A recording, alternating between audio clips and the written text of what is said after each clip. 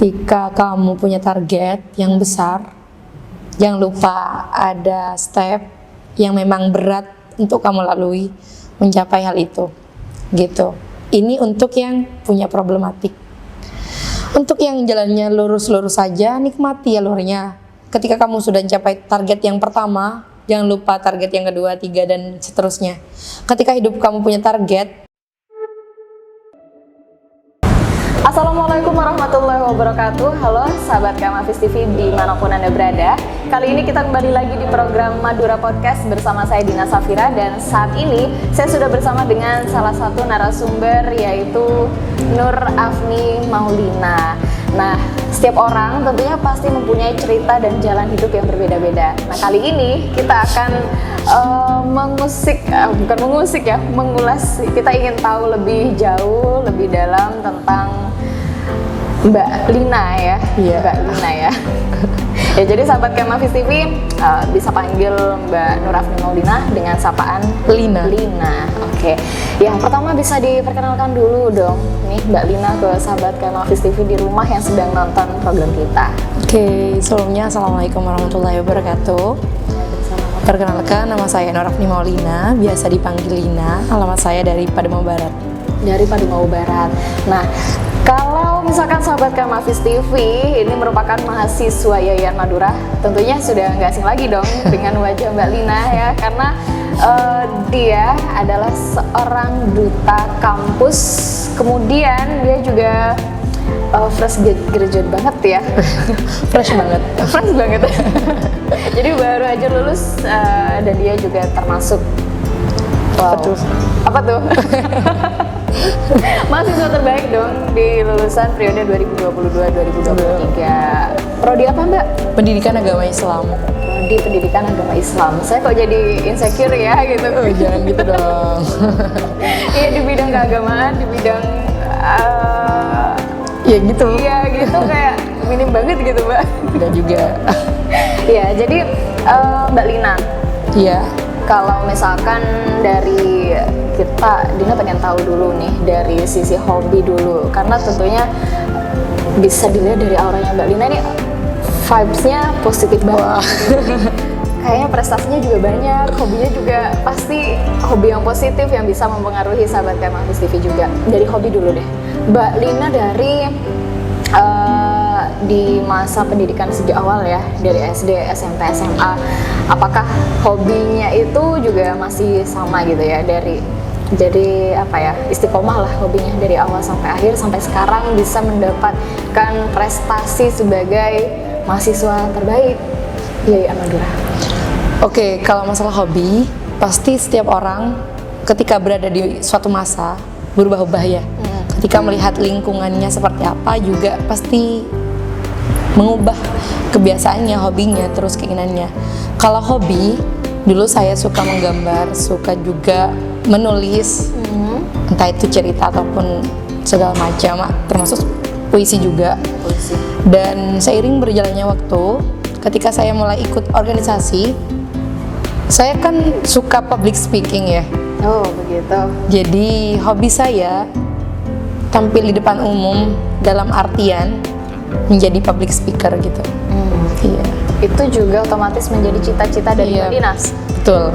As a public speaker. Luar biasa. Iya. Jadi untuk hobi suka berbicara di depan umum gitu ya, itu bisa terrealisasi beneran ya saat ini, Mbak Lina? Alhamdulillah. Karena sekarang juga selain tadi yang sudah disebutkan, Mbak Lina yang baru-baru ini adalah dinobatkan sebagai mahasiswa terbaik, terus juga duta kampus. Mbak Lina juga sebagai Kacung Ceping Pamekasan. Tahun berapa itu, Mbak? Kalau Kacep itu tahun 2020. 2020. Iya. Tapi sampai sekarang masih aktif ya? Masih. Luar biasa. Terus hobi. Selain itu, kalau untuk prestasinya Mbak Lina, prestasi yang paling berkesan deh buat Mbak Lina. Yang paling berkesan ya?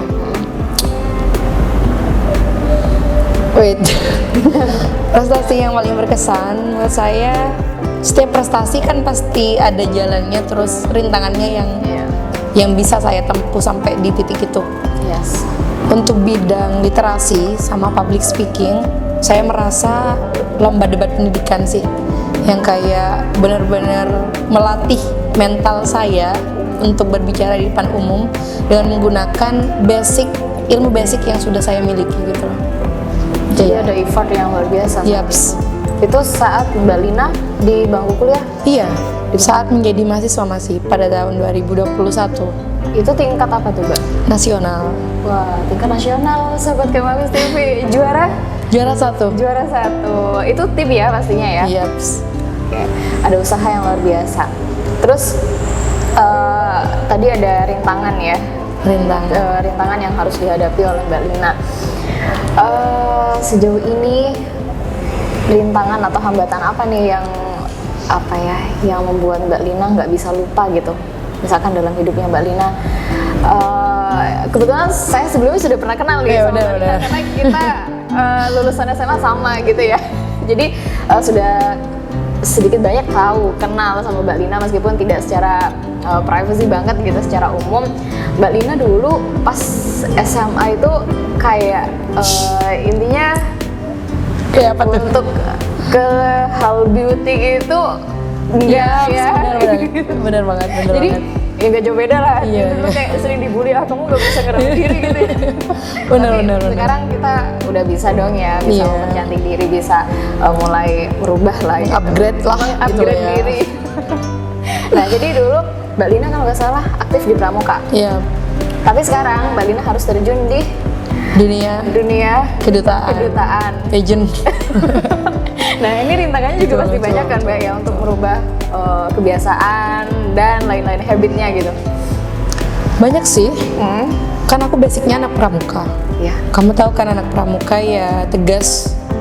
Terus kadang di mindset orang kasar. Bukan dari kasar apanya ya, tapi kayak orangnya disiplin banget. Terus ya gak takut di lapangan. Jadi kan sering turun lapangan, terus kegiatannya juga banyak di lapangan. Gak mikirin badan itu mau putih, mau gimana itu. Udah, yang penting anak pramuka dulu gitu. Terus lanjut di kuliah, ternyata sampai detik ini bisa terjun di dunia duta kampus. Dimana di situ beauty juga menjadi titik sorotannya gitu loh. Jadi anak-anak tuh kadang kalau ketemu saya, dulu kamu pramuka ya, dan sekarang udah di duta kampus, kayak beda banget gitu loh.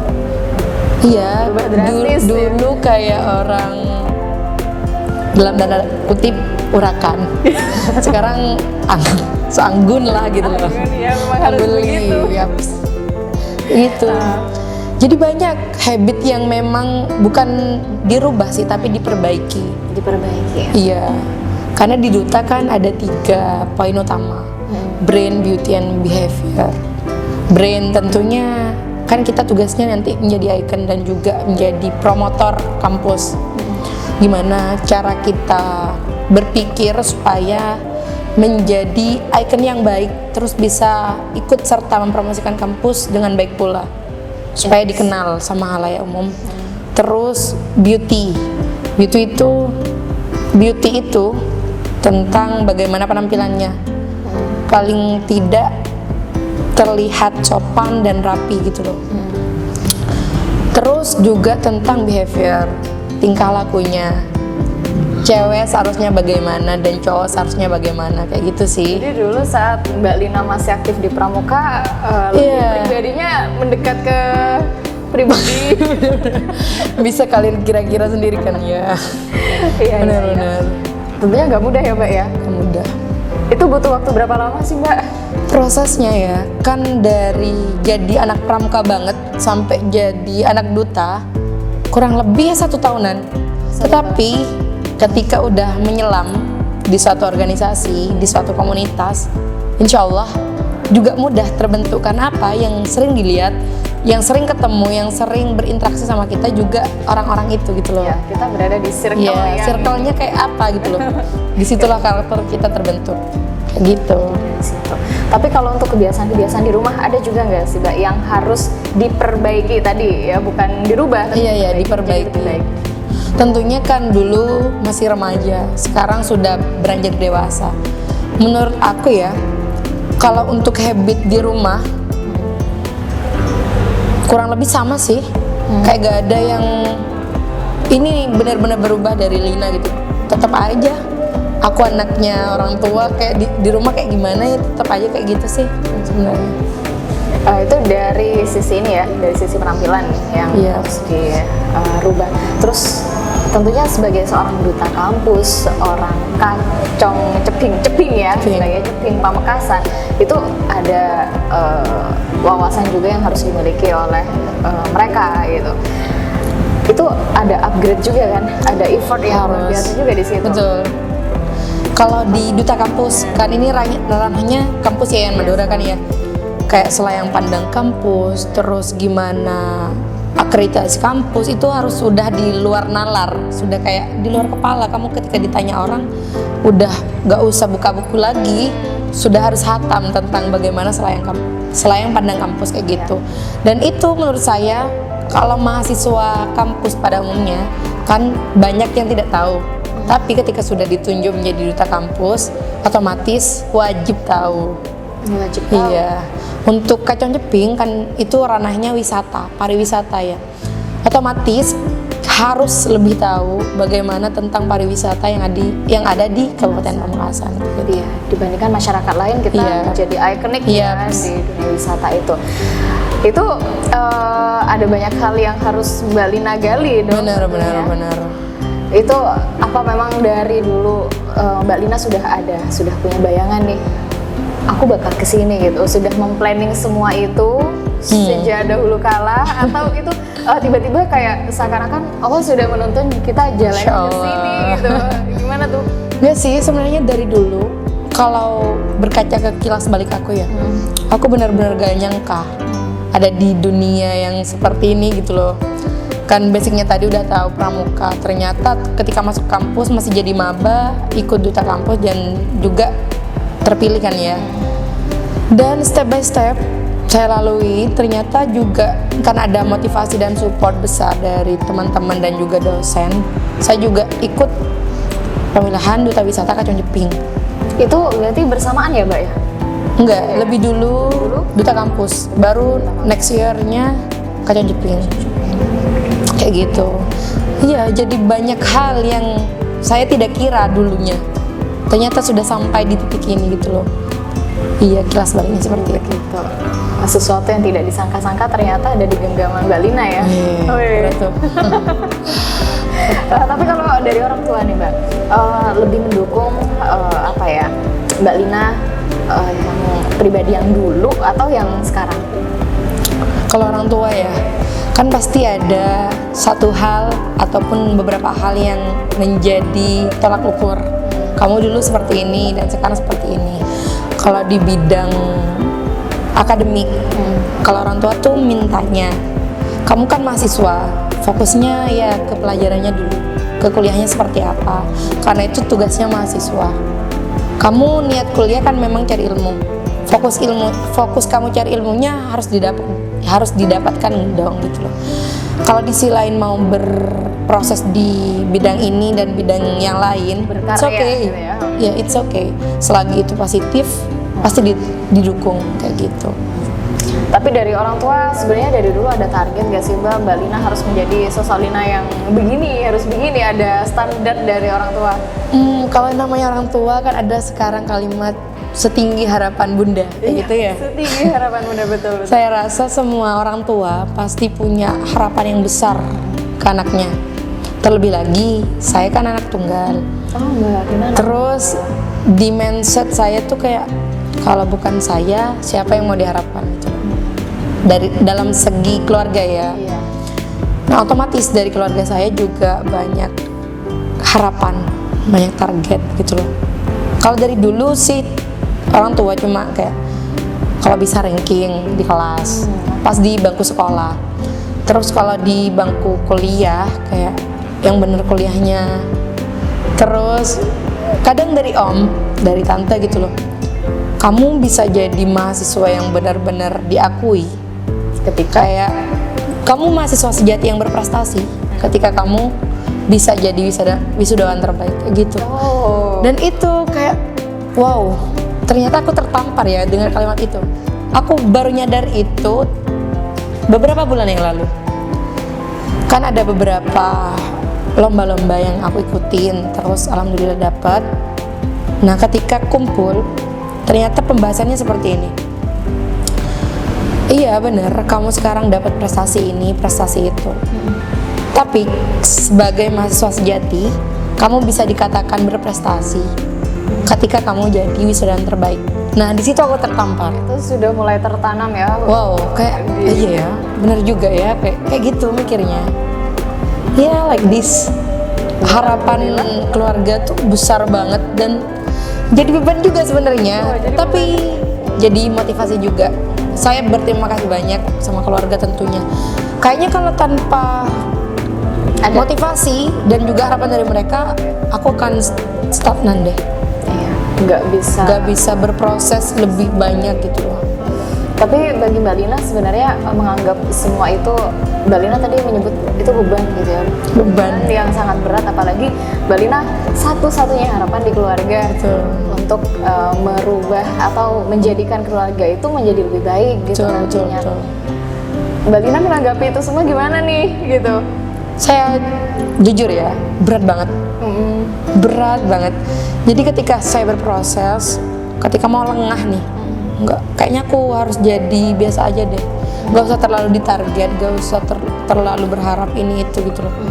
Tapi kembali lagi, iya ya, berkaca ke keluarga saya anak satu-satunya. Kalau saya biasa-biasa aja nanti prosesnya nggak mau lebih baik lagi ke depannya, gimana nantinya gitu. Jadi beban gitu loh, beban tapi saya enjoy kok jalannya. Terus kalau misalkan gitu ya, dari beberapa pembelajaran atau pengalaman sebelumnya, pernah gak sih Mbak Lina kayak pernah gagal untuk merealisasikan harapan orang tua, harapan keluarga, terus dari orang tua misalkan ada kok gini sih gitu, kok nggak sesuai dengan apa yang diharapkan orang tua gitu. Panggilnya apa nih Mbak Lina? Ibu sama bapak. Ibu sama bapak, itu gimana Mbak Lina? Pasti ada sih namanya harapan orang-orang kan ya. Kadang orang tua expect terlalu tinggi, ternyata kitanya nggak mampu, biasa-biasa aja, nggak mampu gitu loh. Tapi namanya juga proses, ikutin alurnya. Dan juga pasti di depan ada pintu yang indah nanti kita. Jadi nggak apa-apa expect-nya orang tua itu ke kita besar. Kita ikutin aja alurnya terus. Siapa tahu harapannya mereka jadi tujuan hidup kita lebih baik ke depannya. Karena ketika mereka berharap, itu juga ada doa besar di situ dari orang tua untuk kita. Jadi enjoy aja selama kita bisa berkomunikasi dengan baik sama orang tua, terus iya deal-dealan lah, bahasa kasarnya sih. Insya Allah enjoy jalannya. Tapi kalau tipikal Mbak Lina nih, kira-kira Mbak Lina lebih milih mengikuti saran dari orang tua, atau Mbak Lina punya keyakinan sendiri, pilihanku benar kok, pilihanku tepat gitu ya? Kayak yang mana nih? Kalau aku karena udah mulai beranjak dewasa ya, pasti kita semua merasakan aku udah dewasa, ternyata aku punya pilihan lain yang kadang berbeda sama orang tua. Di situ perang berpikirnya sih ya, kayak orang tua maunya gini, ternyata kita mikirnya berbeda ya. Kadang itu, jadi aku harus ambil yang mana nih ya gitu loh. Bingung ya. Kadang memang harus ada sisi yang mengalah. Kadang kita juga mempertangguhkan harapan kita itu seperti apa sih sebenarnya, Lin? Kamu maunya seperti apa sih, Lin? Selagi itu tidak melanggar norma-norma yang seharusnya, menurut aku it's okay sih. Jalanin tapi dengan komunikasi dengan yang baik. Tetap komunikasi baik. Iya. Karena ya agak bisa memaksakan ketika orang tua maunya kita seperti ini. Ya kita punya pilihan lain. Tapi menurut aku bisa sih dipertimbangkan, jadi pilihan yang mana nih yang sebenarnya paling baik. Tapi kadang aku harus mengalah. Kadang ya orang tua ya juga harus paham gitu loh. Ya, tapi tipikal orang tua nggak yang terlalu memaksakan kehendak ya? Enggak juga, tergantung sikon sih kalau keluarga. Termasuk ini untuk Mbak Lina melanjutkan pendidikan di prodi PAI itu atas keyakinan Mbak Lina sendiri atau atas saran orang tua dan keluarga atau iya. yang lain? Oh enggak, apa tuh? Kalau melanjutkan pendidikan di PAI, saya jujur suka pelajaran agama ya. Entah kenapa suka aja gitu loh, nggak berat menurut aku. Karena nggak harus berpikir yang keras dan juga menerima ilmunya tuh aman gitu loh. Dengan apa? Karena basicnya kan sudah dari kecil diajari agama gitu. Kalau orang tua ketika saya bilang mau lanjut di PAI nih, wah supportnya tuh penuh, malah full gitu loh. Alhamdulillah, bersyukur ya. Dibandingkan fakultas atau jurusan yang lain yang memang itu masih belum ada di pilihannya aku. Ketika saya bilang PAI, ya udah bagus, lanjutkan gitu loh. Jadi PAI memang dari diri saya pribadi dan juga support orang tua ke PAI itu banyak, full gitulah. Ya. Oke, jadi memang dari pilihan Mbak Lina, terus juga support dari orang tua. Terus sampai sekarang enjoy dan alhamdulillah Mbak Lina sudah merasakan hasil yang didapat ya. Sampai sini gimana nih Mbak?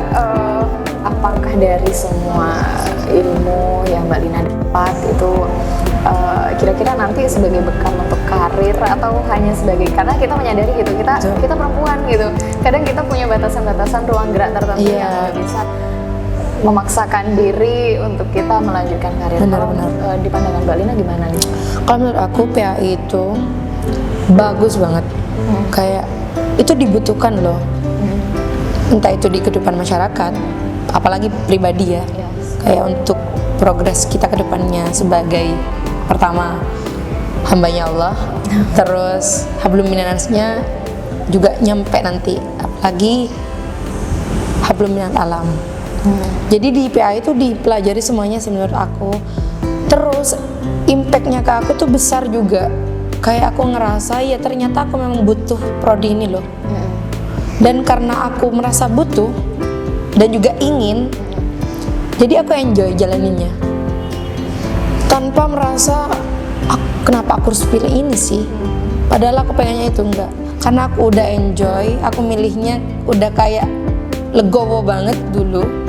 Jadi ketika ada tugas, ada tuntutan ini itu tentang kemahasiswaan di bidang PAI ini, aku enjoy jalaninnya. Toh support dari semua orang ke aku juga penuh di bidang ini gitu.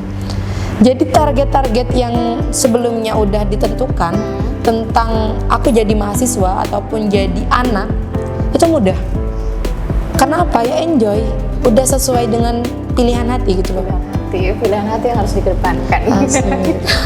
Curhat dong. Tapi gini loh Mbak, maksudnya untuk di pandangan Mbak Lina juga misalkan dalam hal karir gitu ya, apalagi Mbak Lina dari sekarang sejak usia muda juga tidak pernah melewatkan kesempatan sekecil apapun itu untuk di prodi yang sudah Mbak pelajari ini ya, ilmu keagamaan. Nah ini Mbak Lina lebih berharap ini bisa menjadi bekal untuk berkarir aja atau sebagai bekal kita cukup sebagai ibu nanti bisa menularkan ilmu itu diterapkan di lingkungan keluarganya Mbak Lina nanti, terus juga sebagai ini pendidikan untuk anak-anak. Sebenarnya banyak sih motivasi untuk itu. Pertama, memang ini bekal buat aku nanti mau jadi madrasah pertama untuk anak-anak gitu loh. Saya merasa saya gak akan tahu apa-apa kalau gak terjun di PAI. Yang kedua, karena cita-cita saya ingin jadi tenaga pendidik. Jadi saya memilih pendidikan yang memang saya mau, yaitu pendidikan agama Islam. Saya ingin jadi dosen, ya paling nggak guru gitu loh. Jadi ini menjadi penunjang juga kan buat saya mencapai cita-cita gitu loh. Di samping itu emang dibutuhkan nanti ketika berkeluarga terus punya anak, ini dibutuhkan banget. Jadi semua hal menunjang saya dan mendukung saya untuk terjun dan menyelami ilmu prodi PA ini. Ilmu agama Iya, ya. benar. Background Mbak Lina dari SD, SMP, SMA, Iya. di IAIN pun ini berlatar belakang backgroundnya Islam semua gitu. Iya, benar-benar. Jadi dulu pas di sekolah dasar pernah di MI, tapi pindah ke SD, sempat pindah ke SD. Terus jenjang selanjutnya langsung ke MTS dan lanjut lagi di MAN dan endingnya di IAIN. Jadi backgroundnya juga Islam, Islam semua. Jadi ilmu dunia dapat, ilmu Akhirat apalagi, juga dapat. benar. Terus kalau misalkan bayangan Mbak Lina sekarang nih sudah tuntas S1, planning yang paling dekat sama Mbak Lina sekarang apa? Lanjut sih S2. Lanjut S2. Iya, Tetap melanjutkan studi ya? Iya, Untuk tetap. karir atau pilihan yang lain? karir dan lain-lain. Karir dan lain-lain itu ada di nomor kesekian. The first karir, Oke, second yang lain-lain. yang lain-lain. Backstreet banget ya. Kedua. Privacy banget tuh. Terus jadi udah ada planning untuk lanjut S2? Sudah. Insya Allah kapan nih Mbak? Mau langsung Insya Allah. ada jeda dulu nggak? Jedanya kan sekarang. Kan sekarang sudah mulai ajaran baru juga kan di magister. Insya Allah tahun selanjutnya. Tahun berikutnya. Iya, kalau Allah ngasih kesempatan langsung. Kita doakan ya sampai tamat. Amin, amin, amin. Semoga Mbak Lina ini bisa melanjutkan Studi. studi S2 di IAIN Madura. Nggak ada niatan mau ke luar daerah? Nggak ada sih emang. IAIN Pride. Wah.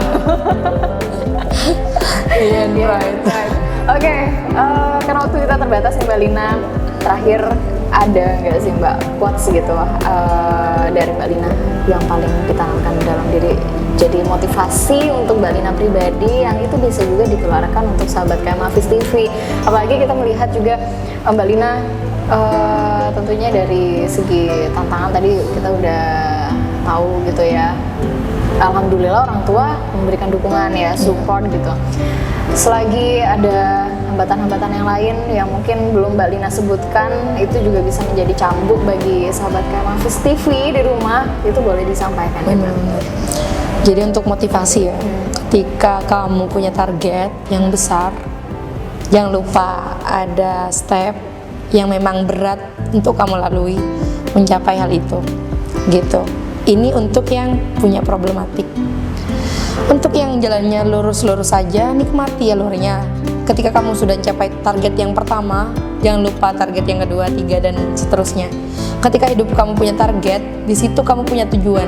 Ketika kamu punya tujuan, arah bahagianya kamu juga sudah tersusun rapi kayak gitu. Jadi selama hidup kamu punya target dan tujuan, kamu akan tahu arah selanjutnya, langkah selanjutnya yang harus saya lalui, harus saya tanamkan dalam diri saya itu seperti apa. Ketika tidak ada target, kayak jalannya flat-flat aja nih, hidup aku tinggal jalani aja. Kayak apa sih tujuannya sebenarnya? Kan tujuannya kita sebagai manusia banyak ya. Bagaimana menjadi seorang hamba, bagaimana menjadi masyarakat yang harus berinteraksi sama orang-orang, terus bagaimana di dunia pendidikan, bagaimana karir, kerja, dan lain sebagainya. Nah, target di bidang-bidang itu yang sudah memang ada di kehidupan kita, apa sih? Target terbesarnya itu letakkan, harus ada target besar.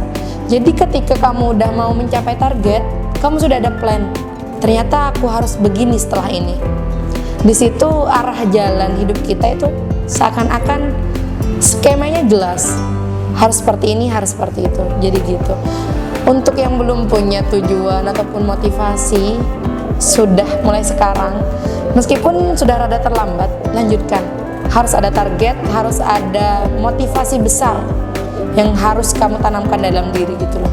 Apapun itu rintangannya, nikmati aja. Pasti kamu akan merasakan manisnya kok endingnya.